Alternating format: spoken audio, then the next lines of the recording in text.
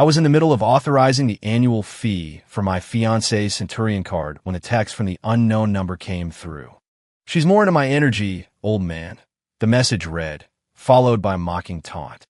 The attached photo showed the painting I'd bought for her last month, a private collection piece, hanging in the background of a hotel room.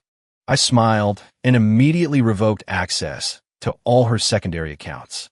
Half an hour later, her frantic call came in. "Let me explain." "No need," I interrupted gently. "Just tell your little boyfriend something for me. The Porsche he groveled for, the condo, the $15,000 a month in pocket money. It all now belongs to that goddess from his art program, the one he's been worshiping for the past 3 years." The phone screen was an almost offensively bright rectangle in the dim light of my office. It wasn't the expected work email or calendar alert, but a picture message from an unknown number. My thumb swiped across the cool glass, and, as the image loaded, my eyebrow twitched, an almost imperceptible movement. A bedroom selfie. A messy hotel king-size bed, a cascade of familiar auburn curls, a woman's sprawled across the pillows. The comforter was pushed down to the waist, revealing a young man's bare torso, muscles flexed for the camera. His face, half buried in a plush pillow, wore a smug, challenging smirk. He was young, with the kind of reckless arrogance that comes from being spoiled rotten. My eyes moved past the unfamiliar face to the background. On the wall above the headboard hung a vibrant, fiercely expressive oil painting. It depicted a tangle of limbs and flowers blooming to the point of decay, the artist's unique signature visible at the edge. I'd sent a video of that painting to Chloe from Art Basel in Switzerland last month. I remember her face on a video call, her eyes sparkling as she said its passion and vitality could practically burn through the screen. I told her if she loved it, I'd buy it for our home. She demurred then, playfully insisting that such an intimate and fiery beauty should be hidden away, admired alone in the most private of corners. Apparently, that private corner was the love nest she shared with this boy. The text that followed the image popped up. Winking tongue-out emoji.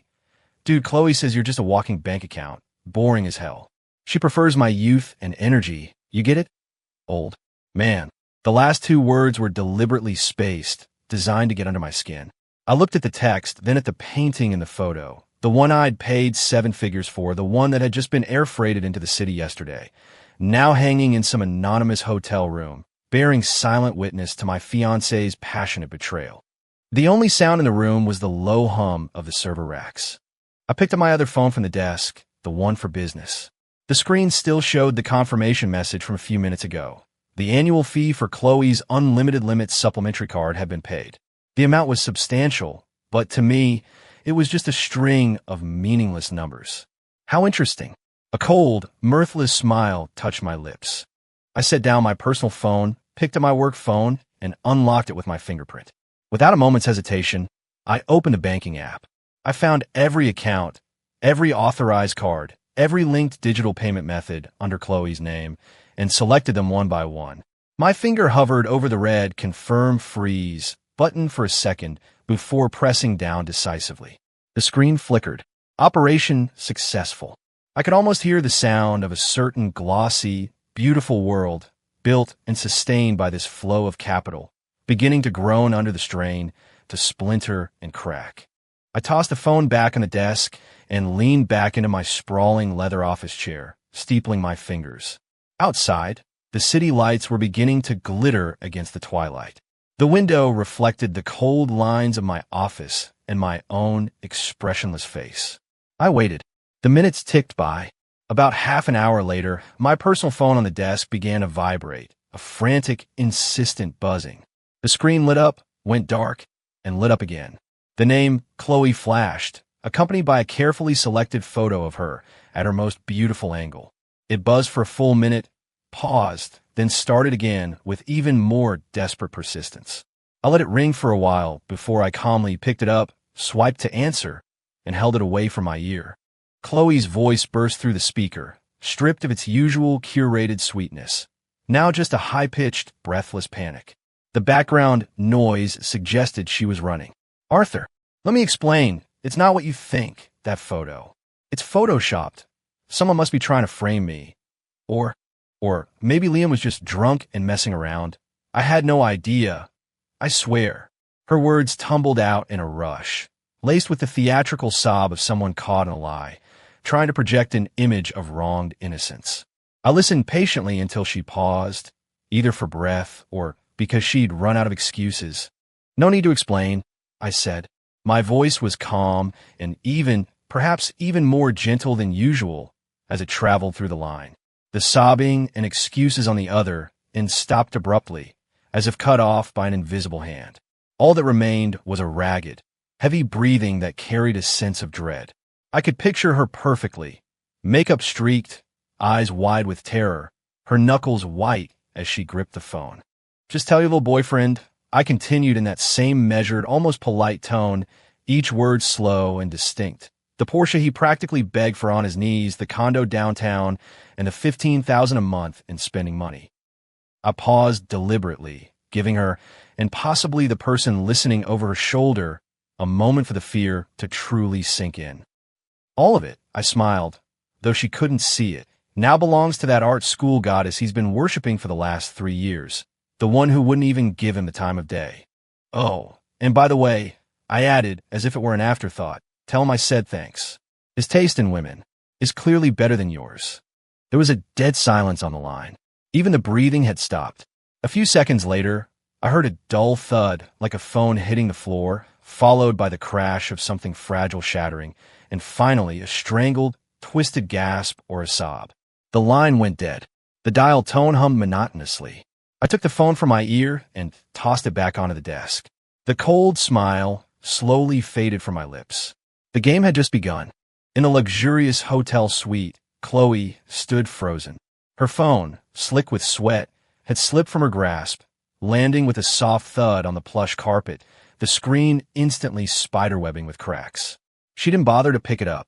Her fingers curled into fists, nails digging so deep in her palms they left pale crescent moons. The voice on that call, calm, gentle, had been like an ice pick, surgically shattering all her hopes and deceptions. Not the explosion of rage she'd anticipated, no hysterical accusations, not even a hint of emotion. That cool indifference was what sent a chill creeping through her bones. He knew. He knew everything. Not just about the photo, the car, the condo, the money.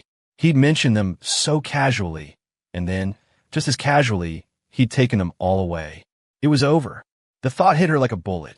She whipped her head around, her gaze locking onto Liam, who had just stepped out of the bathroom with a towel around his waist.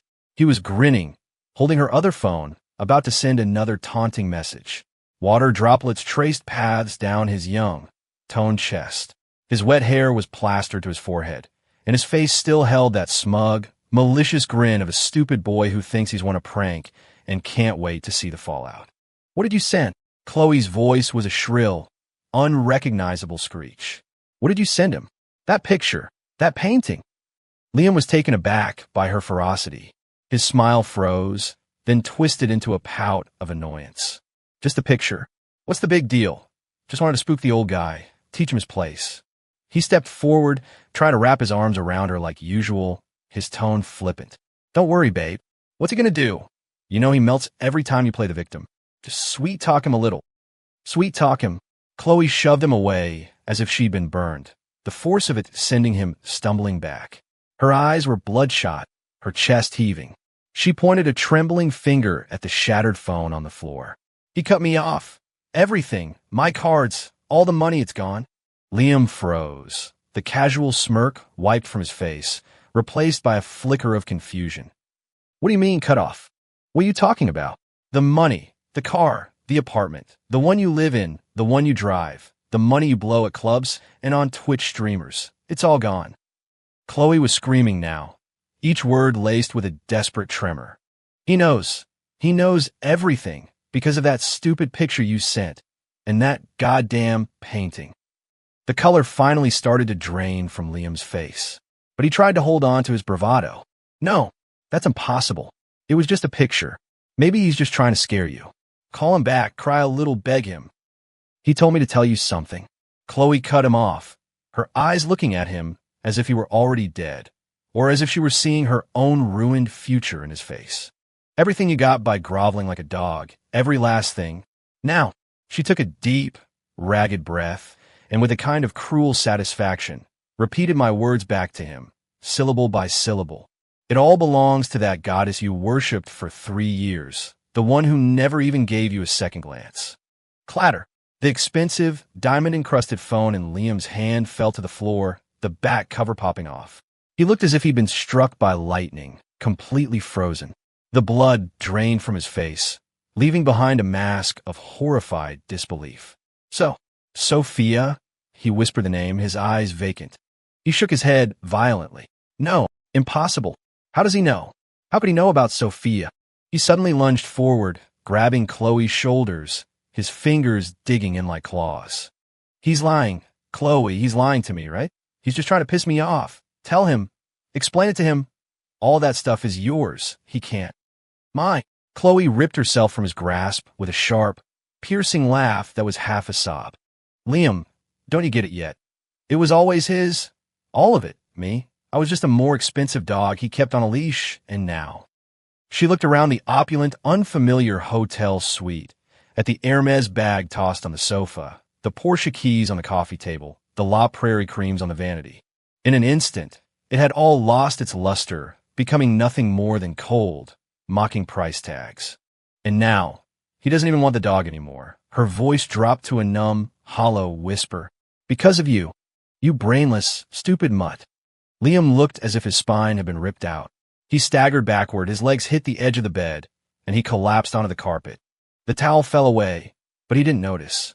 He just stared blankly into space. No. Sophia. My money. My car. He mumbled, his eyes a maelstrom of furious jealousy, terror, and the profound shame of having his most pathetic secrets exposed. Why would that old bastard give it to her? That was mine. He snapped his head up, his eyes shot with blood, as if grasping at a final straw. Chloe, beg him again. Go see him. Tell him I'm sorry. I'll never do it again. It was all my fault. I can't lose all that. What will Sophia think of me? How will I ever? The words died in his throat. Chloe was staring at him with an expression of pure, glacial disgust. The infatuation and indulgence were gone, replaced by naked hatred. Get out. The single phrase was squeezed from between her clenched teeth. Liam, seemingly not hearing, continued his incoherent pleading. I said, get out. Chloe suddenly erupted. She snatched a heavy crystal ashtray from the vanity and hurled it at the floor next to him. Do you hear me? Get out of my sight. Get out. The ashtray hit the carpet with a heavy, muffled thud. The sound shocked Liam back to reality. He looked up into Chloe's completely unhinged, desperate eyes. And he finally understood. It was over. Everything was over. The Porsche, the penthouse apartment, the endless cash flow, the admiration of his friends, and the chance, the one he'd fantasized about for so long, to finally impress Sophia. All of it gone, because of one stupid picture he'd sent out of sheer arrogance and a desire to show off. An icy tide of regret and fear washed over him, drowning him completely. He sat paralyzed, his body racked with uncontrollable tremors, his face ashen and limp like a dirty dish rag. Outside, the brilliant city lights streamed through the massive floor-to-ceiling windows, coldly illuminating the two figures in the room, both of whom had just been violently knocked from their pedestals. One sat collapsed on the floor, catatonic. The other stood, hyperventilating, on the verge of a total breakdown. Their world had been turned upside down in a phone call that had lasted less than 3 minutes. In my office, the only sounds were the soft clicking of my keyboard and the low hum of the servers, a constant, efficient backdrop. The silence was broken by the chime of the internal line. It was Davies, my executive assistant. Mr. Kane, his voice was as steady and professional as ever, betraying no hint of curiosity about the recent drama. The file you requested on Ms. Sophia Hayes has been updated and sent to your secure inbox. Also, a reminder that her senior thesis exhibition at SVA has a small opening reception tonight, starting at 7:30. Sophia Hayes, the only person Liam Carter followed on Instagram with notifications turned on, yet never dared to comment on her posts. The subject of more than half the photos in his phone's hidden albums. A painting major, immensely talented with a quiet intensity. The kind of girl who, despite a modest background, radiated a natural brilliance through sheer talent and hard work. The very thing that made a guy like Liam feel both inadequate and wildly possessive. SVA, amused. Shall I arrange for you to attend? Or perhaps send a gift on behalf of a patron? Davies inquired. That won't be necessary, I said, closing the email client. Have the car ready. I'll go take a look myself. Of course, sir. An hour later, my black Bentley Mulsanne glided silently onto the School of Visual Arts campus. The gallery for the senior exhibition was brightly lit, buzzing with a youthful, artistic energy. The reception was in an adjacent lounge, where through the glass walls, I could see well-dressed art world figures, students, and faculty mingling. I got out of the car, told my driver to wait, and walked in alone. No one checked for invitations at the door. Inside, the air was a mix of champagne, canapes, and the warm scent of a crowd. The lighting was impeccable, each piece of art showcased to its best advantage. I found Sophia quickly. She was standing in front of a series of her paintings, speaking with an older man who looked like a critic. She wore a simple black dress that accentuated her pale skin. Her long hair was loosely pinned up, revealing a delicate jawline and a graceful neck. In profile, her expression was focused as she looked at her own work, occasionally nodding or offering a quiet response, her calm demeanor setting her slightly apart from the surrounding buzz. Her paintings. I shifted my gaze to the series before her. The theme seemed to be growth and constraint. The brushwork was both bold and intricate, the use of color conveying a sense of repressed, burgeoning power. You could see the raw talent. She was more serene in person than in the photos, like a plant growing quietly but with its own unyielding strength, a stark contrast to Liam's flashy, greasy persona. I stopped in a shadowed corner nearby, taking a glass of champagne from a passing waiter, my eyes fixed in her direction. After a moment, as if feeling the weight of my gaze, she frowned slightly. Her eyes lifted from her paintings and swept across the room in my direction. Her gaze passed over me in the shadows without pausing, moving on. She didn't know me. I raised my glass, swirling the champagne. Just then, my phone vibrated silently in my pocket. Not a call, but a rapid-fire series of texts from another unknown number. The tone was a universal way from the earlier taunt, now filled with desperate, frantic panic. Mr. Kane, sir, I'm so sorry. I swear I'm sorry. I'm an asshole. I'm garbage. I shouldn't have sent that picture. I shouldn't have touched Chloe. Please, please give me another chance. I'll give everything back. I'll apologize to Chloe. I'll be your slave. Please don't. You can't give that stuff to anyone else, especially not to Sophia. Please, I'll do anything. I'll get on my knees and beg. Just don't give it to her. Mr. Kane, answer me, please, Mr. Kane. I'm begging you. The text was a chaotic mess of pleas, promises, and hysteria. I could vividly picture the sender, sobbing, terrified, a complete wreck. Liam.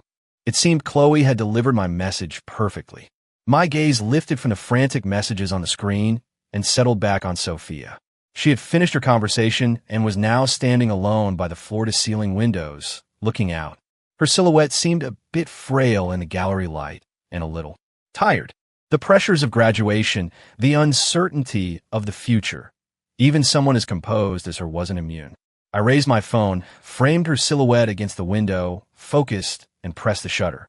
The faint click was lost in the gallery's ambient noise. It was a good photo. The light and shadow played off her profile, capturing her pensive expression. I selected the picture, attached a short line of text, and sent it as a reply to the number that was still frantically bombarding me with pleas. This graduation gift seems to be exactly what she needs. Then I blocked the number. Silence. The gallery buzzed on, glasses clinking. I set down my nearly untouched champagne and took one last look at the quiet figure by the window. Then I turned and left. The noise of the gallery was sealed behind the heavy glass doors. The cool night air filled my lungs. The Mulsanne pulled up beside me, the driver already holding the door. Back to the office, sir, he asked quietly. No, I said, settling into the plush leather of the back seat. Take me to the Cypress Club. The Cypress Club was a members-only gallery and private dining establishment, exceptionally discreet. I sometimes met clients there I wished to keep out of the public eye. More importantly, one of its founders was an honorary professor at SVA with deep ties to the art world. The car moved through the glittering arteries of the city. I pulled out my phone and reviewed the detailed file Davies had sent on Sophia. Talented, hardworking, independent, and facing the harsh realities of her financial situation. With graduation looming, rent, art supplies, and the cost of pursuing an MFA were all significant burdens. She had already turned down several dubious gallery contracts that looked good on the surface but were traps. She was currently applying for a highly competitive overseas arts foundation grant. A clean-cut girl with a strong backbone. Liam's shallow games and flashy wealth must have seemed pathetic to her. It was no surprise he'd spent 3 years groveling without success. That was good. A backbone like that should be nurtured, not broken. The car stopped on a quiet, tree-lined street. The sign for the Cypress Club was just a single, warm yellow lamp, understated and elegant. I walked in, and the manager, recognizing me instantly, led me without a word to a private room in the back, overlooking a small Japanese garden. "Please let me know if you need anything, Mr. Kane." I nodded. After he left, I stood at the edge of the tatami mat, looking out at the meticulously arranged rock garden. Stone and sand sketched a scene of tranquil meditation. It was time. I dialed Davies on my personal phone. "Mr. Kane, 2 things." My voice was sharp in the quiet room. "First, on behalf of the Ethelred Arts Fellowship, contact Sophia Hayes from the SVA painting department. Tell her the fellowship was extremely impressed with her thesis exhibition. We recognize her talent and would like to offer her a 3-year emerging artist contract. The terms will include, but are not limited to, exclusive use of a private studio with an attached apartment, an annual $50,000 stipend for materials, a visiting scholar position at a top international art academy, and priority placement in the fellowship's affiliated galleries." On the other end of the line, Davies's breathing didn't change. I could hear the soft tap of his keyboard as he took notes. "Understood. The standard for the contract terms? Top tier. The only condition, upon signing, she is to focus solely on her creative work. The fellowship will shield her from all unnecessary commercial and social obligations." I paused. Specifically, any attempts at contact from a Liam Carter or a Chloe Vance are to be blocked entirely. "Understood. And the second thing, sir?" "Second, my gaze fell on a particularly striking rock in the garden. Get the exact model and color of Liam Carter's Porsche 911 and the full address and unit number of the condo he's living in. Have someone go to the vicinity of Sophia's apartment building right now. Present it as a surprise gift, but make sure she happens to find out that the ownership of both items has, in theory, been transferred to her. Be creative. I want it to seem accidental, but the information must be delivered." Davies was silent for a beat, then replied instantly. "Understood. It'll be handled cleanly and discreetly." "Excellent." I hung up. I sat down on the tatami mat and poured myself a glass of sake. The liquid was crisp with a faint aroma of rice. The wait would not be long. Meanwhile, in a rundown neighborhood on the other side of the city, Sophia Hayes dragged her tired body off the city bus. The reception for her thesis show hadn't brought relief, just a profound exhaustion that followed the noise. The uncertainty of her future was a heavy weight on her shoulders. Her apartment was in an old part of the city, in a building where the hallway light had been broken for months. Using the light from her phone screen, she carefully climbed the creaking wooden stairs. As she reached her door and fumbled for her keys, she heard a car door slam downstairs, followed by the voices of 2 men. "You sure this is the place? You can't even park a Porsche in this dump. You must have the wrong address," a younger voice said doubtfully. "No mistake. The title transfer just came through to my office. New owner's name is Sophia Hayes. This building. Look, I got the deed transfer right here, too. The address is right. Same unit number and everything." Another, more official-sounding voice replied, speaking loudly, as if to make sure someone overheard. "Talk about winning the lottery. This girl gets a sports car and a luxury condo overnight. I heard the place is at the Sterling on Central Park South. A 2,000-square-foot spread. What kind of luck is that?" The voices echoed clearly in the silent, old stairwell. Sophia's hand froze on her keys, her brow furrowed. "A Porsche, the Sterling. Her name? What kind of joke was this? Her first thought was that it was some new, elaborate scam. But the conversation didn't sound like it was directed at her. It sounded more like two guys complaining while verifying an address. She held her breath and listened. The men downstairs muttered a few more things about paperwork all in order, anonymous gift, and some people have all the luck before an engine started and a car drove away. The hallway fell silent again, save for the hum of an old refrigerator. Sophia stood in the darkness, her heart beating a little too fast. She shook her head, trying to dismiss the absurd encounter. It had to be a mistake. Someone with the same name, maybe, but in this building, this specific apartment. She unlocked her door and stepped into the small but tidy apartment. She dropped her bag and poured a glass of water, trying to calm her jangled nerves. A few minutes later, her phone lit up. It was an unknown number, a landline. She hesitated, then answered. "Hello, may I please speak with Sophia Hayes?" A professional, gentle female voice asked. "This is she. Who's calling?" "Ms. Hayes, hello. My name is Eleanor Vance from the Ethelred Arts Fellowship. We were in attendance at your thesis exhibition this evening, and our review committee was exceptionally impressed with your artistic talent and creative potential. After careful consideration, the fellowship would be honored to invite you to join our emerging artist program." The woman on the phone calmly and clearly laid out the terms of a contract so generous it was stunning. Every clause seemed tailor-made to solve every single one of her current problems and future anxieties. Sophia was completely floored. She stood holding the phone, her fingertips cold.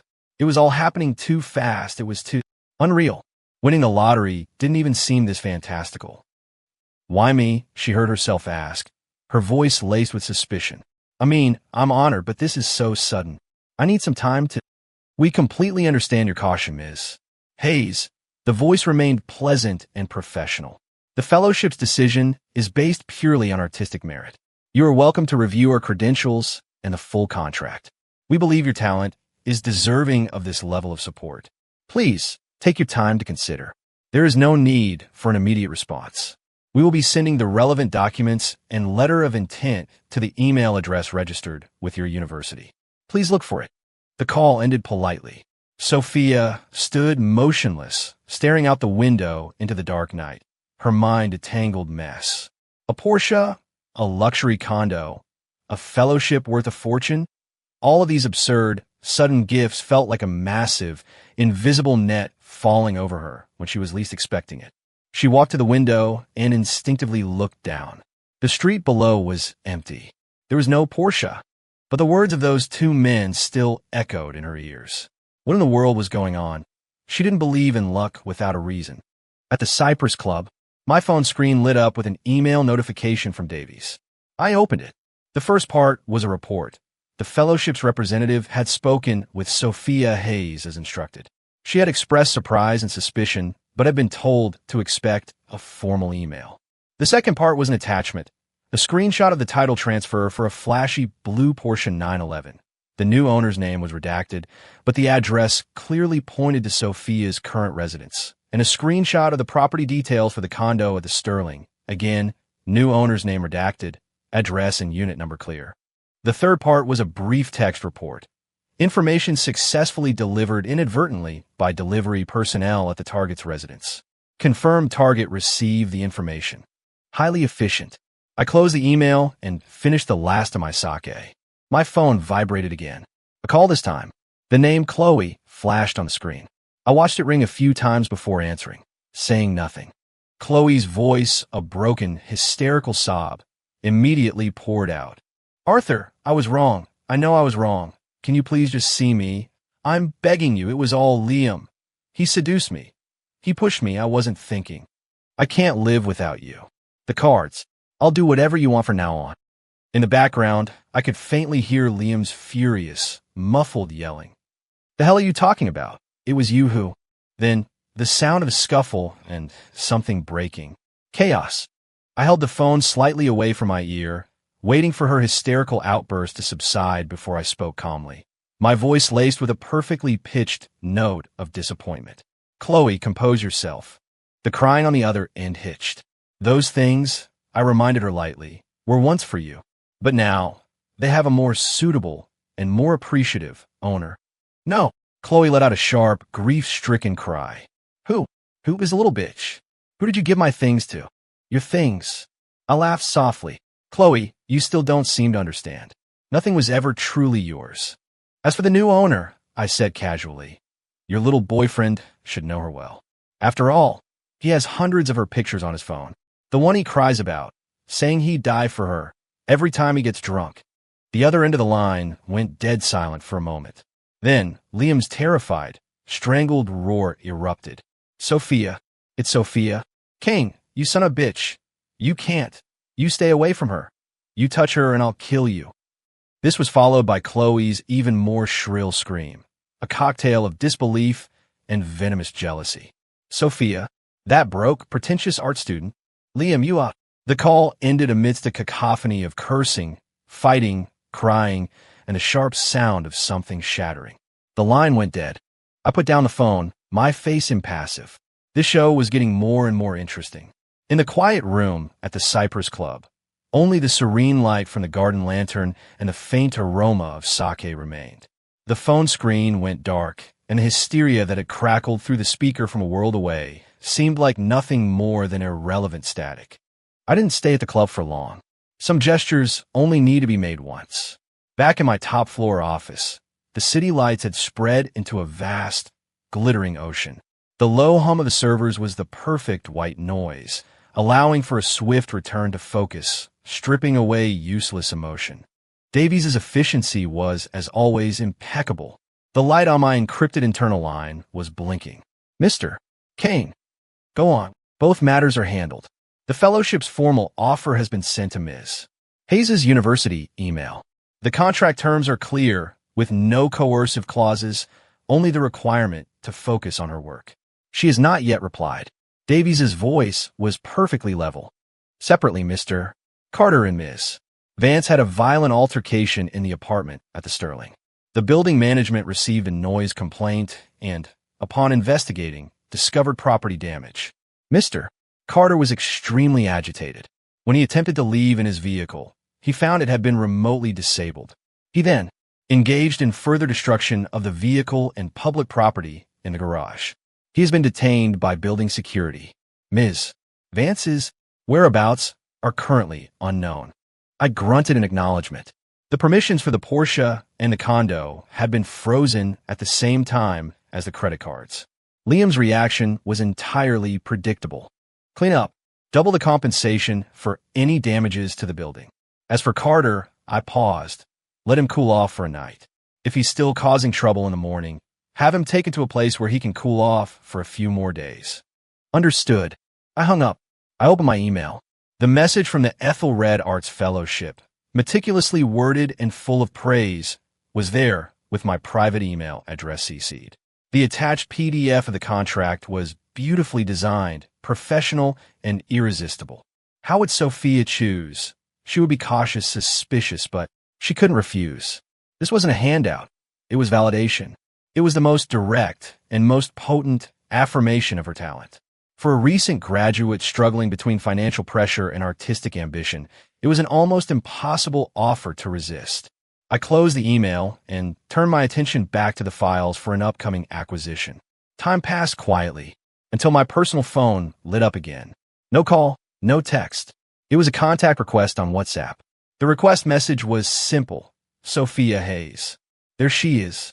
I put down my pen, leaned back in my chair, and tapped my fingers on the cool metal edge of my phone. I didn't accept immediately. I waited for about 10 minutes before tapping accept. The chat window opened. The status at the top read typing. For a few seconds, then stopped. This happened a few times. Clearly, she was choosing her words carefully. Finally, a message appeared. Mr. Kane. Cautious. Probing. I replied, Who is this? Again, the typing. Status appeared, this time for longer. This is Sophia Hayes. I'm a recent graduate from the SVA painting department. I received a contract offer from the Ethelred Arts Fellowship and some other information regarding a vehicle and a property. I need to know if you're connected to any of this. Direct, but she left herself an out. She didn't mention Liam, didn't mention the sort of drama. She went straight to the heart of the matter. I smiled. A smart girl. The fellowship recognizes your talent, I replied, sidestepping the direct question. The scale of this recognition is beyond anything I can comprehend. Mr. Kane, I don't believe in gifts without strings attached, she typed back quickly, her words sharp with clarity and conviction. And so, I want to know why, or rather, what you want from me in return. She was practically cross-examining me. The directness was, in its own way, refreshing. I considered for a moment. With intelligent people, a little honesty can go a long way. To be entertained, I typed. To watch a show, and to ensure that a significant talent doesn't go to waste. Are you satisfied with that answer, Miss Hayes? She went silent. The typing indicator vanished for a long time. I could picture her on the other end of the line, brow furrowed, trying to decipher the true meaning behind my half-sincere, half-cynical words. After several minutes, a show, she sent back a single word. A small drama about betrayal and consequences. You are a part of it, but you are not a pawn. Think of yourself as an unexpected beneficiary. I decided to reveal a little more. You don't need to feel burdened. The fellowship contract is real and valid. The conflicts that do not concern you will not touch you. All you need to decide is whether or not you will accept this investment in your talent. Another long silence. Then, I need time to think. Of course. Thank you for your candor. You're welcome. The conversation seemed to be over. But I added one more line. If you encounter any unwanted harassment in the near future, you can contact my assistant, Mr. Davies, directly. His number is 212-555-0182. He will handle it. This time, her reply was swift. Okay, thank you. The conversation ended. I set my phone aside. The seed had been planted. She would accept, not just for practical reasons, but because the validation that comes from being recognized by a top-tier institution, the seductive allure of it, is something that even the most clear-headed person can't completely resist. As for Liam and Chloe, I opened a separate monitoring application. A few red dots moved across a map of the city. One, representing Chloe's phone, was stationary outside a luxury spa I had taken her to once, a members-only establishment. She was probably seeking refuge there, or perhaps hoping to run into an old acquaintance who might plead her case. Naive. The other red dot, Liam's, was still fixed at the parking garage of the Sterling. It hadn't moved. It seemed security was taking good care of him. I closed the application. The night was still young. The next morning, events began to accelerate. Davies's internal line report was brief and to the point. Mr. Hayes has formally replied to the fellowship via email. She has agreed in principle to the terms of the contract and wishes to discuss some minor details. Our legal team is following up. Additionally, Mr. Carter left the Sterling at 8 a.m. His condition was poor. He returned to his rented room near the university. Our surveillance indicates he has ordered a significant quantity of alcohol through multiple delivery apps. Ms. Vance has attempted to contact you through several mutual acquaintances, all of whom have been rebuffed. She is still at the spa, but her membership was system revoked at midnight, and all her credit lines have been frozen. We anticipate she will be leaving shortly. On the media front, a few tabloids and blogs received anonymous tips regarding a dispute among residents of the Sterling, and SVA graduate receives mysterious multi-million-dollar backing. As per your instructions, all stories have been suppressed, and the source is being traced. Preliminary findings point to one of Ms. Vance's socialite friends, a frequent luxury shopping companion. Take care of it. My order was simple. Those insignificant gnats were not welcome at my table. Understood. Near noon, Davies reported again, this time with an almost imperceptible hint of amusement in his voice. Mr. Carter's delivery orders have arrived. Simultaneously, as per your instructions, we sent him a gift in Ms. Hayes's name. Oh, a beautifully framed, high-resolution print of one of Ms. Hayes's graduation exhibition pieces.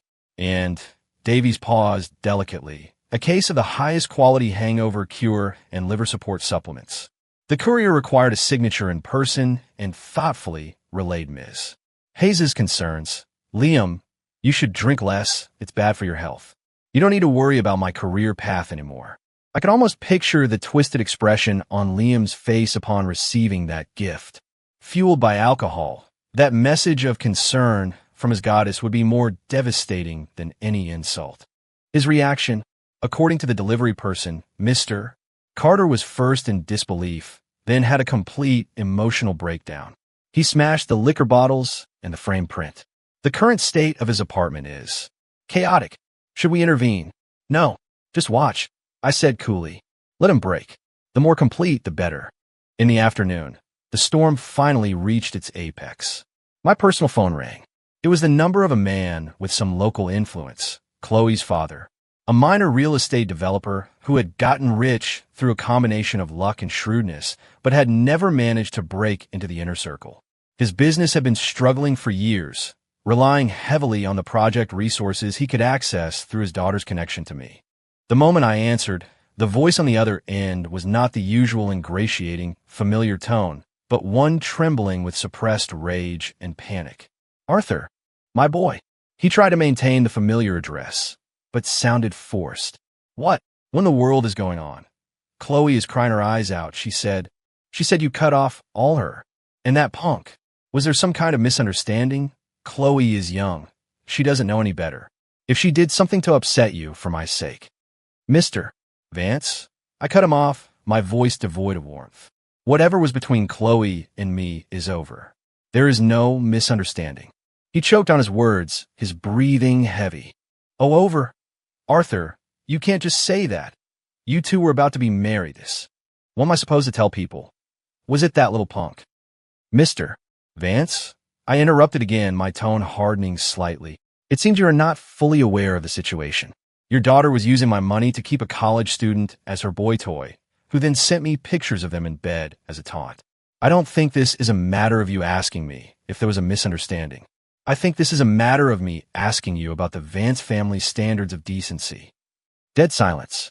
I could hear a sharp intake of breath and the faint clicking of chattering teeth. No, that's impossible. Chloe, she wouldn't. He stammered, clearly stunned by the raw, ugly truth. As for that downtown revitalization project you were discussing with my team, I continued in a measured tone. Given the change in our relationship, and to avoid any appearance of impropriety, I will be asking the project board to reevaluate all potential partners' qualifications and reputations. I'm afraid things will have to be put on hold. No, Mr. Kane, Arthur. Mr. Vance's voice cracked, filled with the primal fear of a man watching his livelihood crumble. All pretense of dignity was gone. The project can't be stopped. It's the only thing keeping my company afloat. You can't. It was all Chloe's fault. I failed as a father. I'll make her get on her knees and apologize to you. You can punish her however you want. Please have mercy. Mr. Vance, my voice turned to ice. Business is business. Your family matters are your own to clean up. My decision is final. With that, I hung up, giving him no further opportunity to plead. The world was quiet again. I knew that the man on the other end of that line was now facing a crisis far more severe than his daughter's broken engagement. And that crisis would be brought down entirely on Chloe's head. That is what you call a consequence. As the sun set, casting a blood-red glow across my office, Davies's daily summary email arrived. Sophia Hayes had signed the formal contract with the fellowship. The first installment of her funding had been disbursed. She seemed relieved, but also deeply bewildered. She was arranging to move her belongings into the studio apartment provided by the fellowship in the city's arts district. Liam Carter was dead drunk. He had been crying and smashing things in his apartment, and had even attempted to cut his wrists with a broken bottle. He was stopped by his roommate and was now in the hospital having his stomach pumped. All of his social media accounts had gone dark. Chloe had been dragged home from the spa by her furious father. According to a witness, he had slapped her hard across the face in the parking garage before shoving her into the car. The Vance family's company stock was expected to plummet when a market opened. Everything was on track. I closed my laptop and walked to the floor-to-ceiling window. Below me, the city was a tapestry of light, a stage for countless comedies and tragedies. A betrayal, a farce. It seemed the curtain should be falling. But I knew that for some people, the real hell was just beginning. And my entertainment, perhaps, had only just found its overture. My phone vibrated again. It was a WhatsApp message from Sophia. Mr. Kane, I moved into the studio. It's very nice. Thank you. Attached was a photo. Through the window, the red brick buildings of the Arts District were visible against the sunset. An unfinished painting rested on an easel. I looked at it, but did not reply. Some distances must be maintained. Some postures must be held. The internal line chimed again, breaking the silence. Mr. Kane, we have an update from the hospital. Mr. Carter is stable after the gastric lavage, but his emotional state is highly volatile. He was moved to a general ward and has been demanding to see you, or Ms. Hayes. The hospital staff is concerned he will disturb other patients. My fingers tapped lightly on the desk. See Sophia? He still had the audacity. Tell him he can see me. On one condition. First, he needs to write down every detail of his affair with Chloe. Times, places, how much money was spent, what was said, every last word. When he's finished, I will consider seeing him. My voice was flat. And get him a private room. Put on my account. Let him write in peace. Understood. Davies knew exactly what that meant. The confession would be another sword hanging over Chloe and her family, and it would be the final blow to shatter any of Liam's remaining delusions. Forcing him to document his own pathetic behavior was more effective than any torture. And Chloe, Mr. Vance took her home. It seems there was a major confrontation. Our people near the Vance residence heard shouting and the sound of things being smashed. The lights were on all night, and lawyers and company executives were seen coming and going. They are likely in crisis mode, trying to mitigate the fallout from the suspended project. Keep an eye on it. Let the Vances clean up their own mess. After hanging up, I remembered something else. I picked up my personal phone and found a number I had almost never used.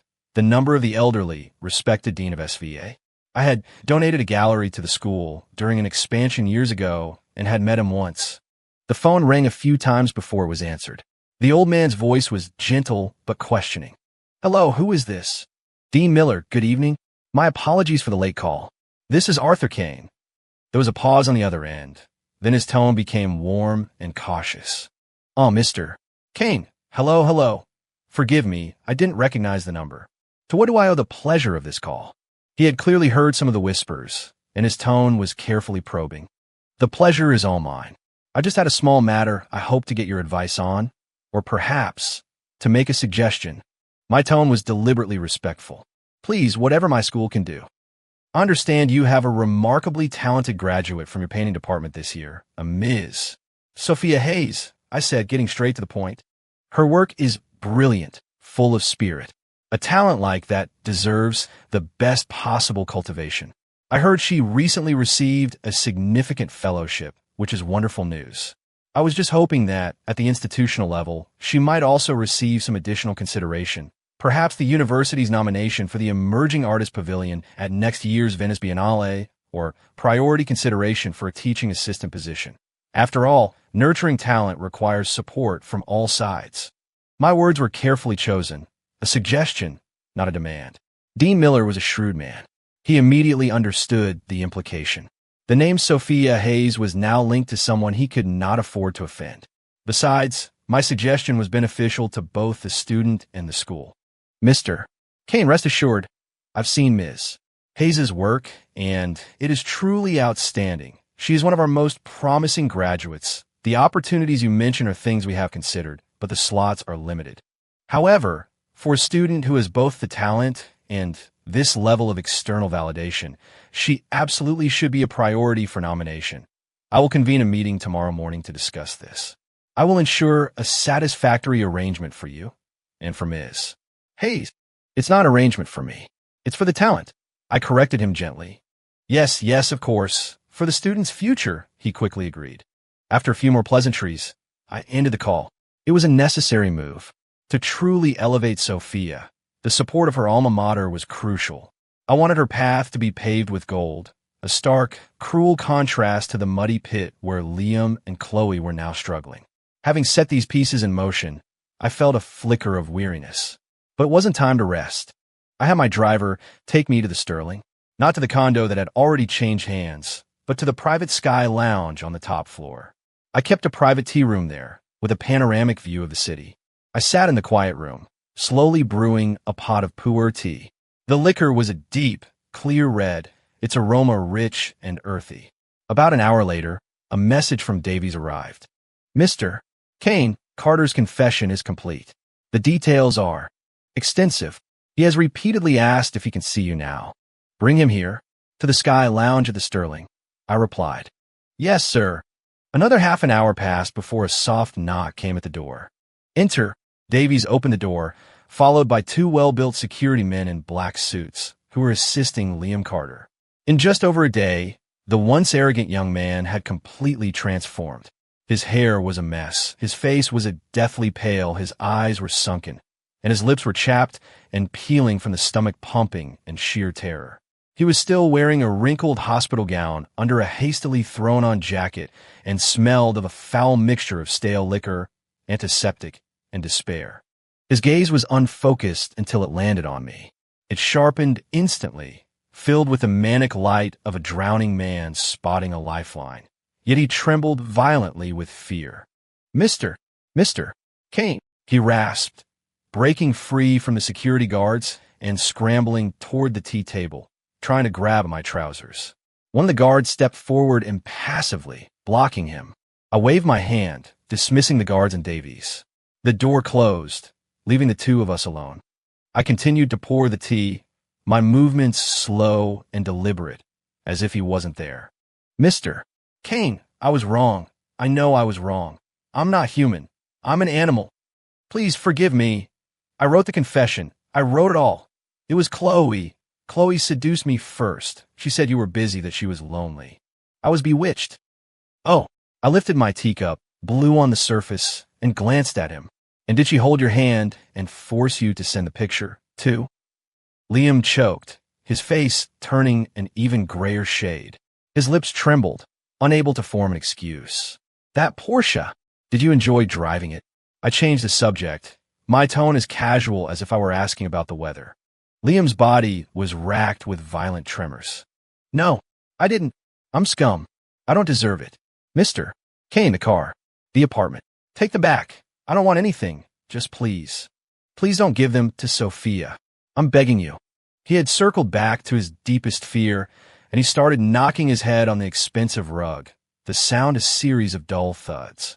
Why can't I give them to Sophia? I set down my cup and looked at him. Don't you like her? You've had a crush on her for 3 years, have hundreds of her photos on your phone. You whisper her name when you're drunk. Now that she has a brighter future, a better life, shouldn't you be happy for her? My words were like poisoned daggers, twisting into his most vulnerable spots. Liam jerked his head up, his face a grotesque mask of shame, jealousy, and terror. No, it's not like that. I can't let her see me like this. I can't let her know that He couldn't finish, unable to bear the agony of being so utterly humiliated and trampled in front of the woman he had placed on a pedestal. Oh, I forgot to tell you, I said, as if just remembering.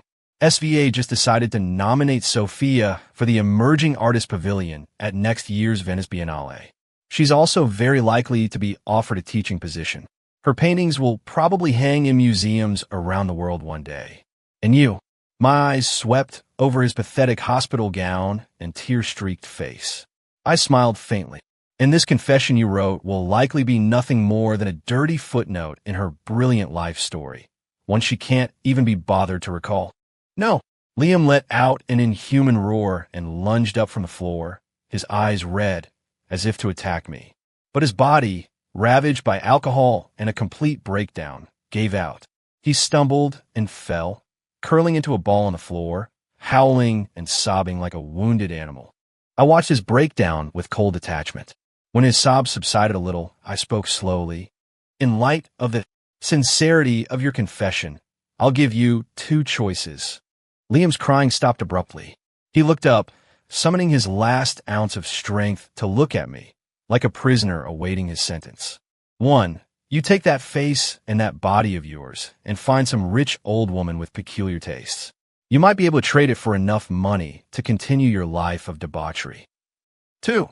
I give you a sum of money, enough for you to leave this city and start over somewhere no one knows you, on the condition that you never, ever appear anywhere near me, Chloe, and especially Sophia, ever again. If I hear so much as a whisper about you in this city, I'll let the sentence hang, but the ice in my eyes said everything. Liam lay on the floor, breathing heavily, his eyes a war of emotions. The first choice was utter humiliation. The second was exile, but at least it was a chance to live. I choose the second one. He squeezed the words out from between clenched teeth, fresh tears of shame and despair welling in his eyes. Smart. I took out my phone and sent a message to Davies. Someone will be here to handle the paperwork. The money will be in your new account by morning. For tonight, you can rest here. I stood up, straightened my suit, and without another glance at the pathetic heap on the floor, walked to the door. Davies and the security guard were waiting silently outside. Take care of it, I ordered and walked away. Behind me, the door to the tea room closed softly, sealing away the nauseating stench of despair. I walked out onto the Sky Lounge's terrace. The cool night wind cleared my head of the room's lingering foulness. The city below remained a dazzling spectacle of light. My phone vibrated. A new WhatsApp message from Sophia. It was a picture. In the warm light of her new studio, an easel stood ready, a simple meal laid out on a small table beside it. The caption read, starting to settle in, "The light here is great for painting at night." This time, I replied with 2 words. Good work. In this game, you always need something bright to contrast with the filth and the ugliness. And my methods were only just beginning to unfold. The cold wind on the rooftop of the Sterling did nothing to disturb my composure. Liam Carter's puddle of despair was merely an insignificant bass note in the symphony I was conducting. Back in my office, Davies' daily briefing awaited on the encrypted terminal. Liam had been sent overnight to a third-tier city in a neighboring state, his name now attached to a bank account with a sufficient balance and a gentle reminder in the form of a non-disclosure agreement. He would likely evaporate into obscurity like a drop of dirty water. The drama at the Vance household was far more theatrical. In a fit of rage, Mr. Vance had frozen his daughter's accounts, what little was left in them, and confined her to the house. Chloe had reportedly tried to contact her former best friends for help, only to be universally ignored. Some had even demanded she repay past gifts that were, in retrospect, investments. The speed with which her social circle abandoned her was a perfect illustration of the phrase, when a wall falls, everyone gives it a push. The Vance Company stock opened at its daily limit down, and creditors began to circle. The glamorous facade, held up by the fantasy of a marriage alliance, had crumbled overnight. Sophia's world, however, was blossoming. The final details of her fellowship contract were settled, the first substantial payment had arrived, and her studio was up and running. Dean Miller at SVA had been remarkably efficient. The nomination form for the Venice Biennale and an offer for a teaching assistant position had coincidentally appeared in her inbox. Her replies to the fellowship, while still cautious, were tinged with a sense of being both overwhelmed and deeply committed. Everything was proceeding as planned, but I knew that simply breaking things and watching the pieces scatter was an amateur's game. The true art lies in compelling the pieces to reassemble themselves into a new, more interesting pattern of your own design. It was time to add the final touches. I instructed Davies, on behalf of the fellowship, organize a small, private dinner to celebrate Ms. Hayes' contract. The venue will be the Starlight Room at Aura. Tomorrow night, 7 o'clock. Aura, the city's highest and most exclusive restaurant. The Starlight Room, with its panoramic glass dome, was legendary. It was also the place where, last year, I had booked the entire floor for Chloe's birthday. She had beamed like a princess, posting a 9-photo collage to Instagram with a caption, "Thank you to my prince for putting me on top of the world," heart emoji. Davies didn't hesitate. Understood. The guest list. No need for a large one. She's just graduated. She doesn't know many people in the industry. Have 2 senior members from the fellowship board attend. Keep the atmosphere intimate and low-key. I paused, then added, "Oh, and from the fellowship's perspective, suggest that she invite a close friend or family member to share the happy occasion. It is, after all, a major milestone." "Yes, Mr. Kane." I knew Sophia had no family in the city and very few close friends. That suggestion was a subtle hook. The next evening, at Aura's Starlight Room, I did not attend personally, but the restaurant's general manager was one of my men. Through the vast, curved windows, the city lights below glittered like a spilled chest of jewels.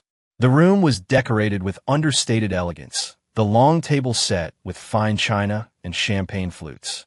Sophia arrived. She wore a simple but high-quality white dress, clearly chosen with care, a nervous flush on her cheeks.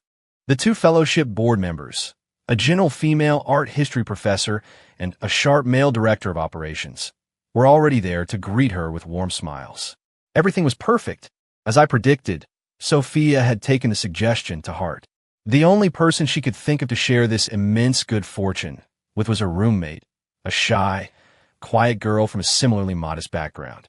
The roommate now sat amidst the opulence, looking completely out of her depth, a mixture of awe and anxiety on her face. The surprise came halfway through the dinner, just as the main course was being served. The restaurant manager approached the fellowship's director of operations, his face a mask of polite distress, and whispered something in his ear. The director frowned, then nodded.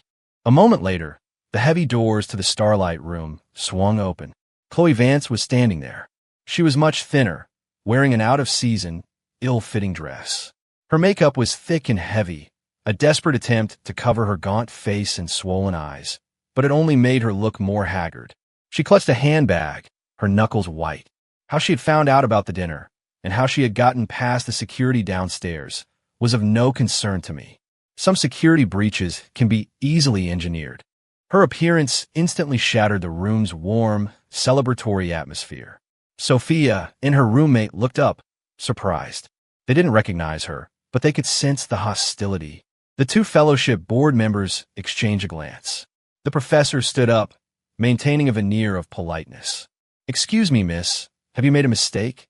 This is a private event." But Chloe's eyes were like poisoned daggers, fixed on Sophia.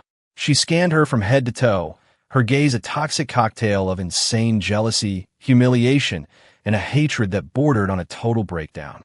A private event. Chloe's voice was shrill and distorted as she forced a twisted smile. Celebrating what? That she crawled into my fiancé's bed? That she stole everything that was supposed to be mine? Sophia's face went pale. She shot to her feet. "Who are you? What are you talking about? Who am I?" Chloe shrieked with laughter. "I'm Arthur Kane's fiancée, Chloe Vance. That dress you're wearing. This meal you're eating, every single opportunity you've been given. It was all supposed to be mine. Mine. You're nothing but a stray dog he picked up off the street to humiliate me." The operations director stepped forward. "Ms. Vance, please, calm down. You are not welcome here. Leave immediately, or we will call security." "Calm down. How can I calm down?" Chloe violently shoved his arm away. She pointed at Sophia, her voice rising to a scream. "Do you have any idea how she got all this? Because she's his type? Because she's obedient enough? Arthur Kane, you use my money to keep another woman. You'll rot in hell for this." Her words were a chaotic, illogical tirade, but they were perfectly engineered to sling the most vicious mud. Sophia was trembling with rage. Her roommate cowered behind her. The faces of the board members were grim. "Security!" the director shouted. Several guards rushed in. Seeing them, Chloe became even more frantic. She ripped a handful of photos from her purse and threw them at Sophia. They scattered across the floor like poisonous snowflakes. Some were compromising pictures of her and Liam. Some were snapshots of her former life of luxury. And a few were blurry, long-lens shots of Sophia painting in her studio. "Look, all of you look. This is the talented artist you're all celebrating. Everything she has is stolen from my man, with my money." Chloe wailed hysterically as the guards grabbed her by the arms and began dragging her out. "Let go of me, you lapdogs. Arthur Kane, come out here. You have the guts to cheat, but not to face me." "Sophia, you bitch, you'll get what's coming to you. When he gets tired of you, he'll throw you out like trash. I'll be waiting to see you end up worse than me." Her curses and sobs faded down the hallway and were finally silenced by the closing of an elevator. The Starlight Room was plunged into a dead silence. The scattered photos on the floor were a tableau of a shattered nightmare. Sophia stood stunned, ashen-faced, swaying slightly as if she might faint. The vicious, insane accusations and the sordid pictures were like filthy ice picks, piercing the fragile bubble of joy and hope she had been living in all day. The art history professor was the first to react, rushing to her side. "Ms. Hayes, are you all right? Don't listen to that mad woman. She's clearly unstable." The director, his face dark with fury, signaled for the staff to clean up the mess. "My deepest apologies, Ms. Hayes. This incident is deeply regrettable. We will move you to another room at once."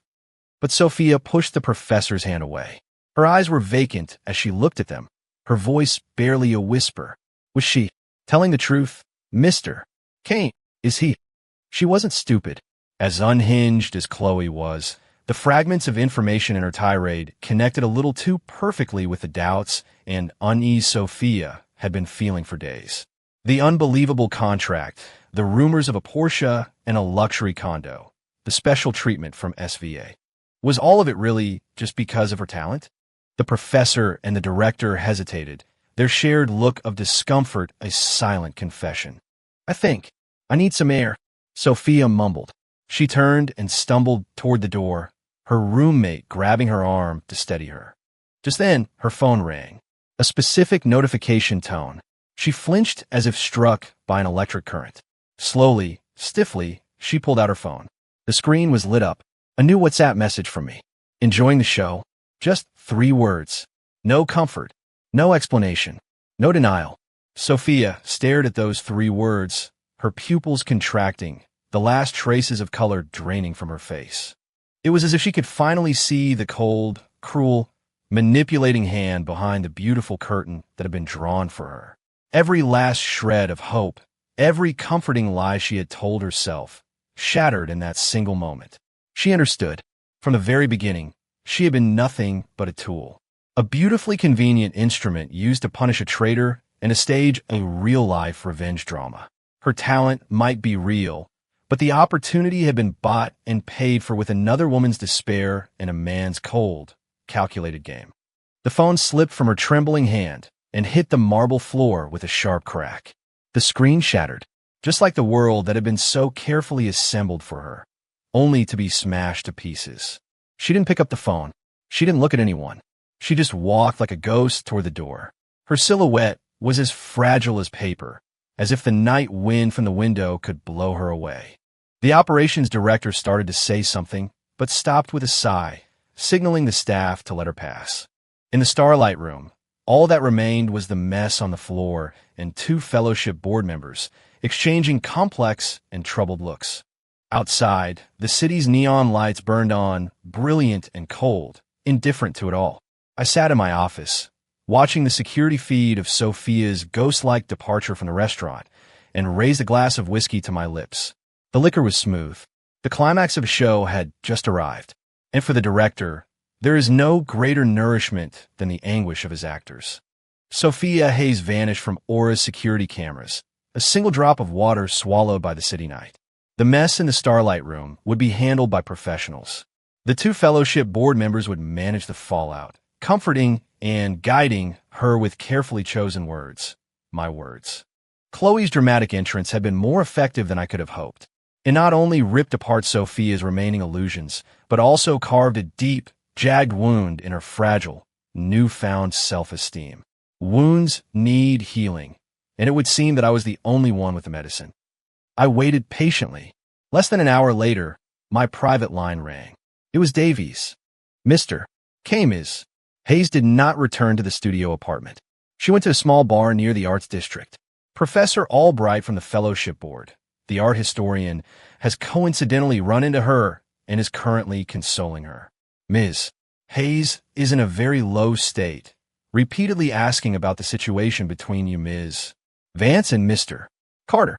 Professor Albright is, per your instructions, revealing a curated version of the truth, emphasizing Ms. Vance's betrayal and your own pain, as well as your desire to support true artistic talent, while remaining vague about your specific methods." "Excellent," I replied. "Let her understand the why, but not the how. A certain amount of mystery maintains respect. Albright knows what to do next." "Understood." Professor Albright will frame your actions in a way that is justifiable, while hinting that Ms. Hayes is the ultimate beneficiary and should feel no guilt, but should instead seize this opportunity. Davies's reporting was flawless. Furthermore, Ms. Hayes's dropped phone has been recovered, data intact. A new replacement phone is ready and will be presented to her by Professor Albright at an appropriate moment. See to it. Hanging up, I pictured the scene in that little bar. Professor Albright, playing the role of a wise mentor, gently explaining the history between us with a mix of truth and fiction.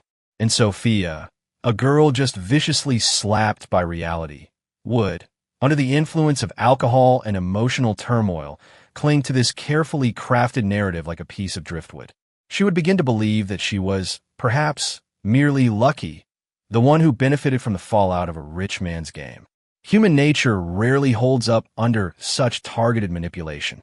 The next day was quiet. Sophia didn't contact me. She seemed to have accepted Albright's counsel. She returned to her studio, but she was different, quieter, more withdrawn, channeling all her energy into her painting, as if trying to purge the chaos and emotion onto the canvas. The fellowship reported that her work had entered an explosive new phase, her style becoming more forceful, even darkly sharp. Good. Pain is the fertilizer of art. Her value was increasing. Chloe, on the other hand, was sinking completely. To save his company, her father began liquidating assets to cover his debts, leaving him no time or energy for the daughter who had caused it all. He reportedly locked Chloe in the house and cut off her internet access to prevent her from causing more trouble. The once celebrated socialite had become an embarrassing secret hidden away. A few more days passed. The timing felt right.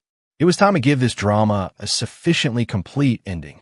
I had Davies arrange an art salon in the Arts District, hosted by the Fellowship.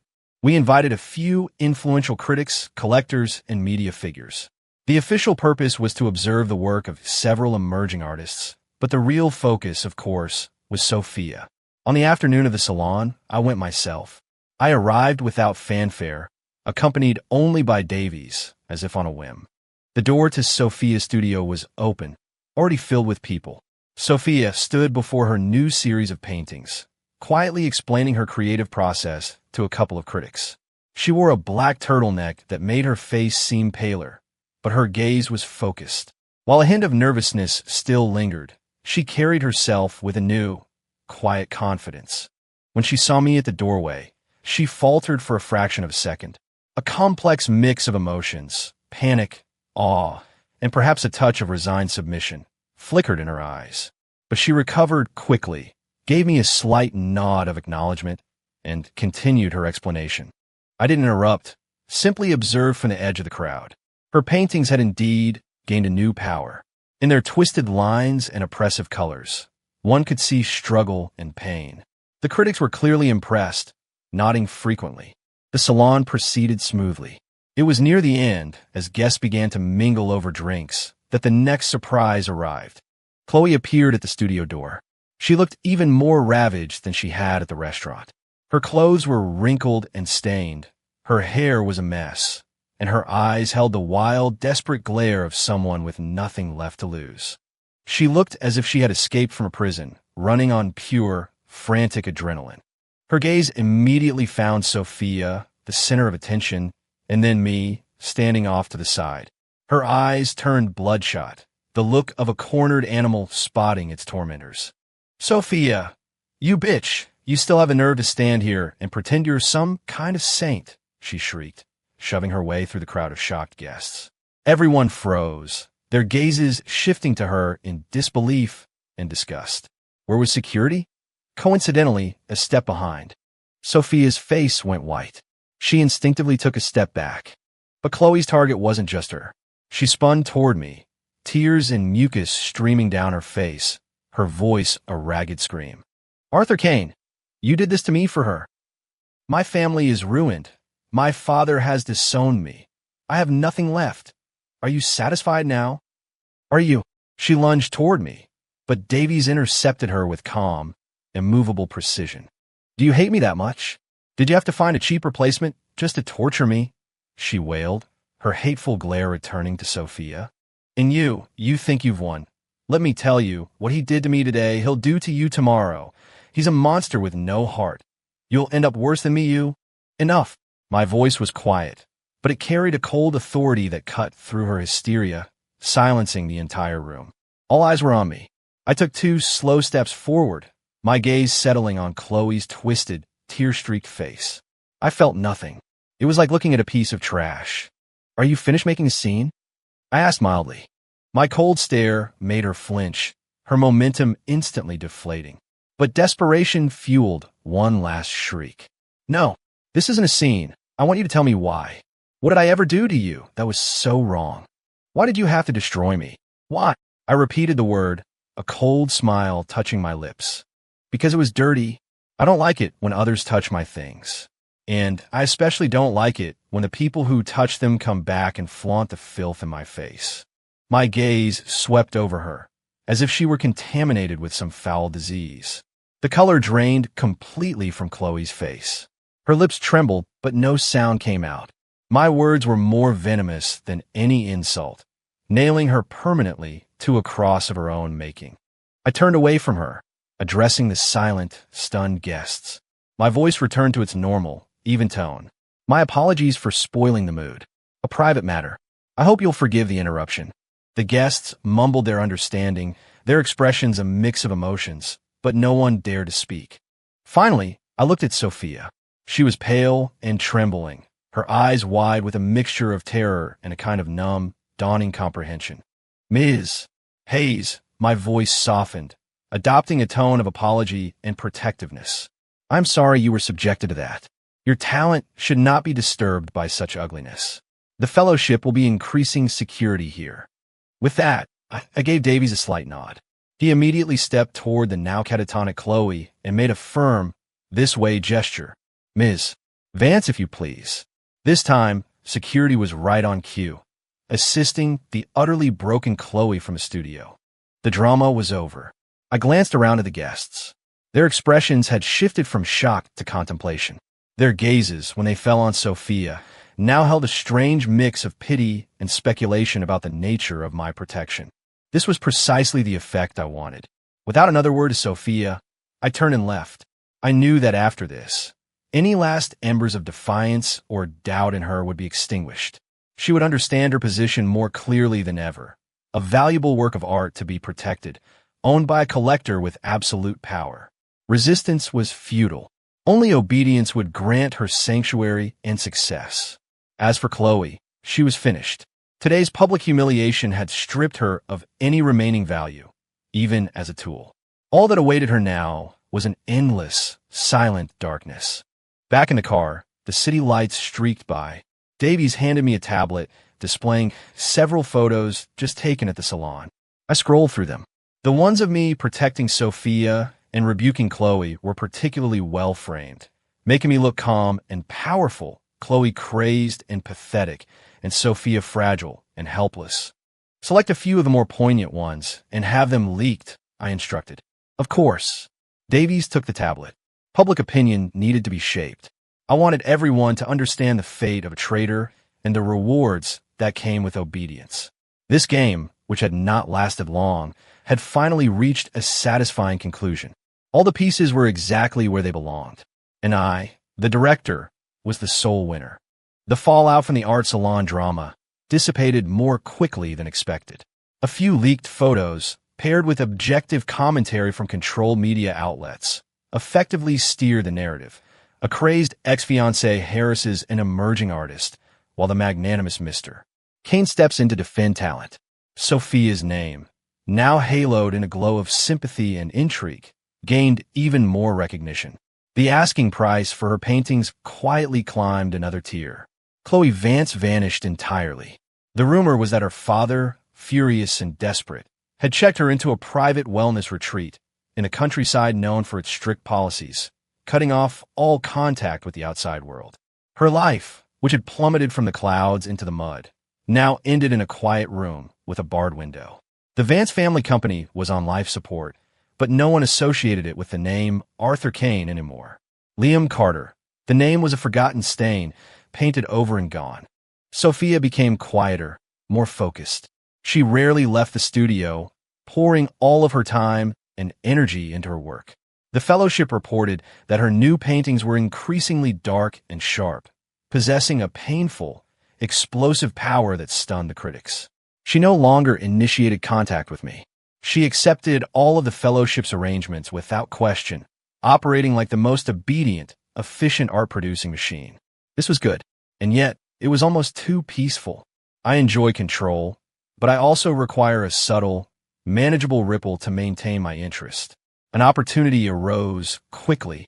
Davies reported that a shipment of special imported pigments and materials, crucial for Sophia's next major series, was stuck in customs and could be delayed for weeks. "I see," was my only reply. I did nothing. I let the anxiety fester for 2 days. Only when Professor Albright from the fellowship reluctantly reached out to me, explaining that Sophia was deeply distressed and it was affecting her work, did I act. I casually mentioned to Davies, "Give my contact at the Port Authority a call. Tell him a friend of mine has an urgent shipment stuck. Ask if he can help expedite it. Keep it quiet." A single phone call. That afternoon, a relieved Professor Albright called Sophia to tell her the problem had been miraculously solved and the materials would arrive the next day. On the other end, Sophia's gratitude was colored with a complex tone of relief and a deeper, more resigned sense of powerlessness. A few weeks later, another hiccup occurred. The internal SVA committee meeting to finalize the Venice Biennale nomination reached an impasse. Another professor with influential connections was pushing hard for his own student. Dean Miller, once again, had no choice but to call me, his voice strained with difficulty. I listened, tapping my fingers on my desk. "Artistic decisions should be based on professional merit," I said calmly. "I have full faith in your and the committee's expertise. However, sometimes a strong personal agenda can compromise professional integrity, don't you think?" Dean Miller was silent for a moment. "You are absolutely right, Mr. Kane. Academic integrity is paramount. I know exactly what needs to be done." The next day, the other professor, due to a health issue, withdrew from the committee. Sophia's nomination was secured. I never spoke to Sophia about these interventions, but she knew. Professor Albright would let a detail slip unintentionally. Dean Miller would have someone reassure her. The whispers in her small artistic circle would reach her, tinged with envy. "Sophia, you're so lucky to have a man like Arthur Kane clearing the way for you." She was the most prized flower in my greenhouse. I could control the sun and the rain, I could conjure a storm, and then, at the perfect moment, I could provide the umbrella. Her entire career was in my hands. She knew it, and she had no choice but to depend on it. This silent taming was far more effective than any overt confrontation. A month later, her new series, born from that period of turmoil, was complete. Professor Albright strongly suggested a small, private viewing for a hand-picked list of top-tier collectors and critics. I agreed. The viewing was held in her studio. That evening, it was filled with the city's elite. Sophia, dressed in a custom-made charcoal gray gown provided by the fellowship, stood before her work.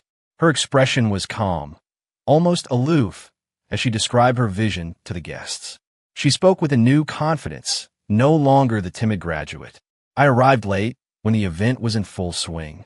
My entrance immediately shifted the focus of the room. A path cleared for me as people offered respectful greetings. Sophia saw me, paused her explanation for half a second, then gave me a slight bow, her eyes downcast, her expression unreadable.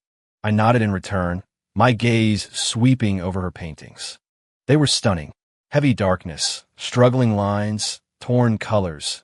Yet in the despair, there was a savage life force. Excellent work. I stopped in front of the largest canvas and studied it for a long time. At its center was a blurred, twisted, humanoid shape in a dark crimson, pierced and bound by countless cold, metallic lines against a backdrop of deep, bruised blue and black. "What is the title of this piece?" I asked, turning to Sophia, who stood beside me. The room fell silent. All eyes were on her. Sophia lifted her head, and for the first time, looked directly at me. Her eyes were dark and deep, like still, ancient wells. She was silent for a few seconds before her lips parted to utter a single word. "Gift." A few knowing, Sycophantic chuckles rippled through the guests. They clearly interpreted the title as an expression of gratitude for my patronage. I smiled, my eyes returning to the painting. Only I, and perhaps she, could hear the ice-cold irony and the silent scream contained in that single word. The pierced, bound crimson figure, the cold lines, the oppressive background. This was not a gift. This was a naked depiction of her own entrapment in the beautiful cage I had built for her. It was her own small, secret, final act of rebellion. Interesting. Very interesting. I felt no anger. On the contrary, I was pleased. Complete obedience is boring. A little bit of defiance, a touch of a thorn, only enhances the pleasure of control. Excellent, I said, my tone unreadable.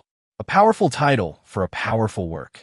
I turned to Davies, my voice low but audible to everyone nearby.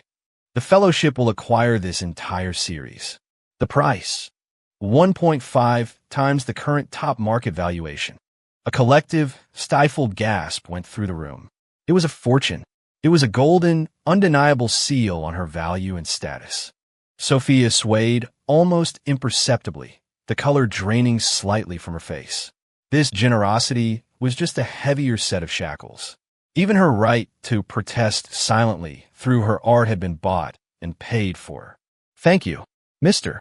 Kane," she said, her voice hoarse as she lowered her head.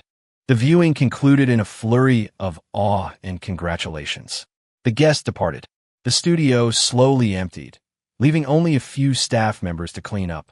I stood by the window, looking out at the scattered lights of the arts district. Sophia approached and stopped a few feet behind me. Why? Her voice was very quiet, laced with an exhausted confusion. Why do all of this? Intervening for me, giving me resources by my art, even tolerating my disrespect. She didn't have to specify. We both knew she was talking about the painting's title. I didn't turn around, simply watched her blurred reflection in the glass. "Because you're worth it." My answer was pristine and proper, but I allowed a sliver of my true, cold amusement to color the end of it. And because the process of taking a beautiful object and polishing it under my own hand until it shines brighter than anything else is, in itself, a great pleasure. I turned to face her, to look at her pale face. As for the disrespect, I leaned in closer, my voice dropping to a whisper only she could hear. It's like the unique, fine crackle in the glaze of a perfect piece of porcelain. It doesn't detract from the value. In fact, it adds a certain charm. Sophia's pupils contracted. Her fingertips trembled. She understood exactly what I meant. I was allowing her to keep her pathetic little rebellion because I found it amusing. It wasn't respect. It was a more profound, more condescending form of play.